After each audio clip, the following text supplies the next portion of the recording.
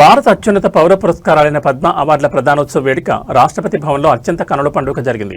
రాష్ట్రపతి ద్రౌపది ముర్ము విభిన్న రంగాల్లో అసాధారణ ప్రతిభ కనబర్చిన 65 మంది ప్రముఖులకు ఈ అవార్డులను స్వహస్తాల మీదుగా ప్రదానం చేశారు. రాష్ట్రపతి భవన్లోని చారిత్రాత్మక గణతంత్ర మండపం వేదికగా జరిగిన ఈ రెండో సివిల్ ఇన్వెస్టిచర్ వేడుకకు ప్రధాని నరేంద్ర మోడీ, కేంద్ర హోంమంత్రి అమిత్ షా సహా పలువురు కేంద్ర మంత్రులు, విదేశీ ప్రముఖులు హాజరయ్యారు.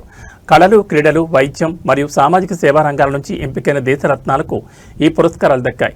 గణతంత్ర దినోత్సవం సందర్భంగా కేంద్ర ప్రభుత్వం ప్రకటించిన మొత్తం 131 పద్మ అవార్డులలో తొలి విడతగా మే నెలలో 66 అవార్డులను అందచేయగా మిగిలిన 65 అవార్డులను నేడు రాష్ట్రపతి ప్రదానం చేశారు.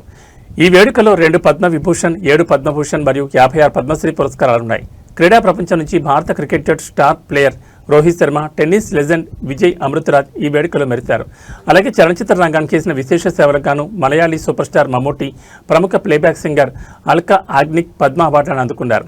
ప్రముఖులతో పాటు గ్రామీణ ప్రాంతాల్లో విద్యా విప్లవాన్ని తెచ్చిన కర్ణాటకకు చెందిన డాక్టర్ ప్రభాకర్ కోరే, హిమాలయ వైద్య విధానాన్ని కాపాడుతున్న లడఖ్కు చెందిన డాక్టర్ పద్మా గుర్నేత్, హిమోఫీలియా రోగులకు సేవ చేస్తున్న డాక్టర్ సురేష్ హనగవాడి వంటి ఎందరో అన్సంగ్ హీరోలకు రాష్ట్రపతి చేతుల మీదుగా పద్మశ్రీ పురస్కారాలు దక్కడం ఈ వేడుక యొక్క అసలైన వైభవానికి అద్దం పట్టింది.